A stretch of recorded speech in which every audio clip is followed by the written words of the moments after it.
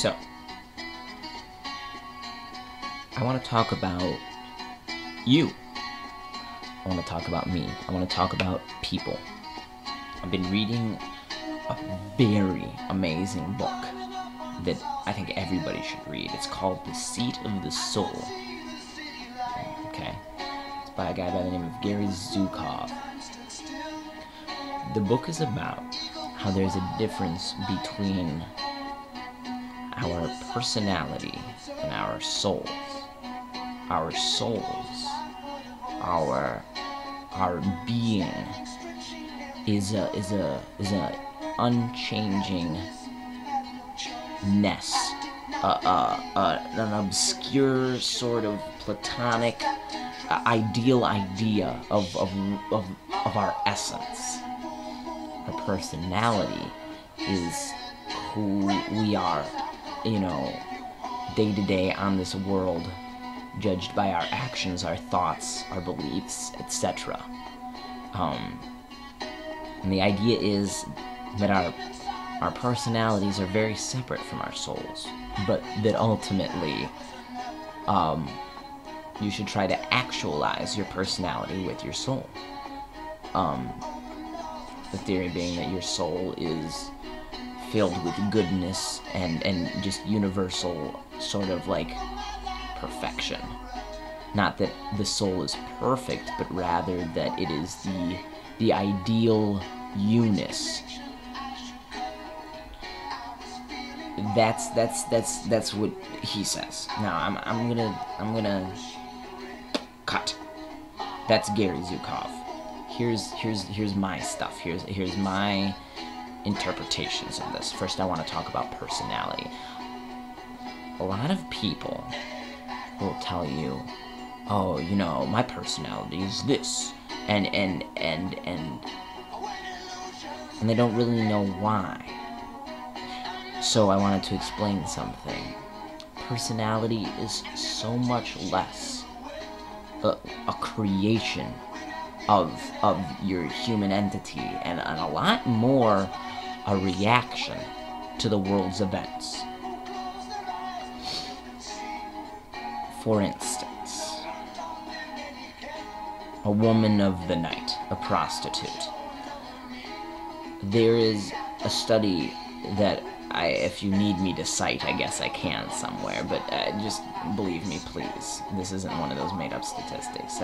Around 74% of prostitutes were sexually abused as children.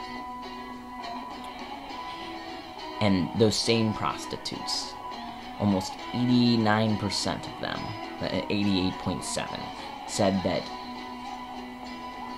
they viewed sex as less important than eating. Not that it was less important in terms of doing, but rather the value of sex was low for them.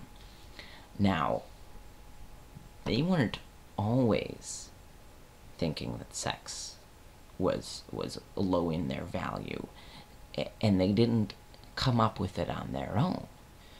What happened was, because of the sexual abuse, in order not to have to justify that action, what they did is they said to themselves,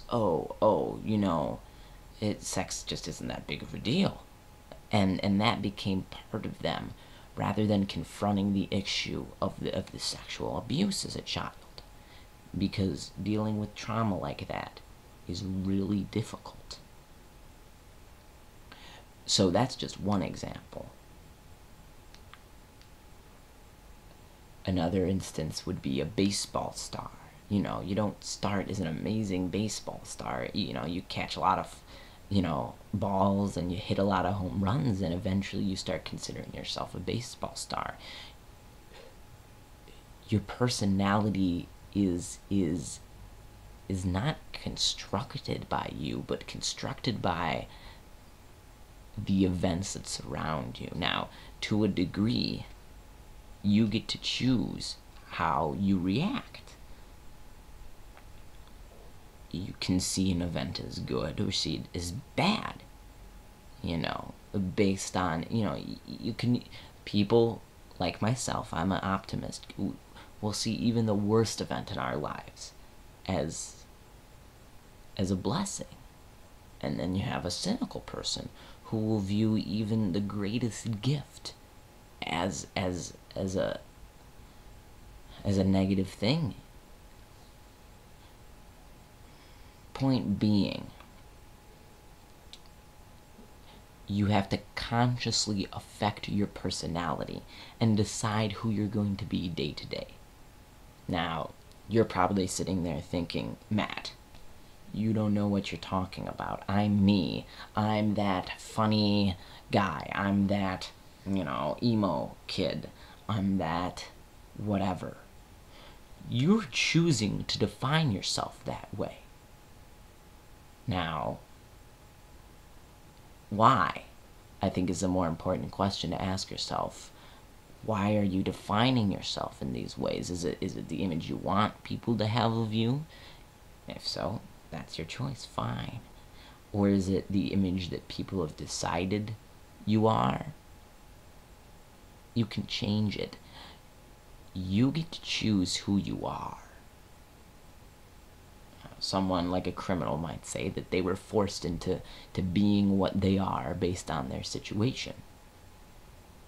I'll give you the fact that sometimes there are situations beyond your control. I'm not going to argue with that. What I'm going to argue with is how you react to those situations. Whether, you know, you get to choose how well you work with the police, you get to choose how you work with your attorney, you get to choose how you act in jail, and you get to choose what you do with your life afterwards. So don't tell me that your life was ruined when you got caught in the wrong place at the wrong time. You chose how to react to those events. So I guess what I'm sitting here trying to tell you is that floating around somewhere in the urethral gobbledygook is the essential ideal beingness of you. And it's intangible. But life should be a constant process of attempting to actualize yourself with that. Every single soul, every single ideal human whatever that I'm talking about is good. There is goodness. Even a serial killer has an ideal self-soul that is good. The decisions they have made to affect their personality, of how they cope with their mental processes, were negative, but they're still a good person. Now, the message here is not everybody's good. That's not the message. What the message is that you, and only you, get to decide who you are every day. That's not based on some template of your personality. It's based on how you react to events. You get to choose how conscious you are. You can sit back and let events happen to you, or you can influence the world around you. I don't mean magic. I mean, you get to decide whether you treat someone nicely or not. You get to decide whether an event leads you to positive change or leads you to sit in your room and cry for days. Take hold of the reins of life and drive that chariot where you want it to go. I can't do that for you. That's up to you.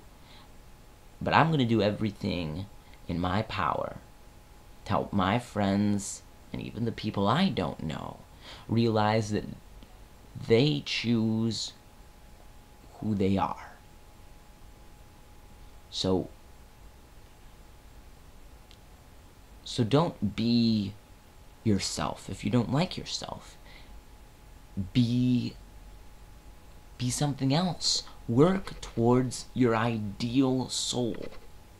And you get to decide what that is.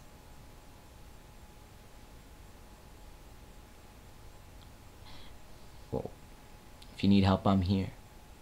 What do you think? You think it's bullshit? You think you are who you are no matter what? Let me know. Let's talk about it. I'm interested. Hope you guys have an awesome day.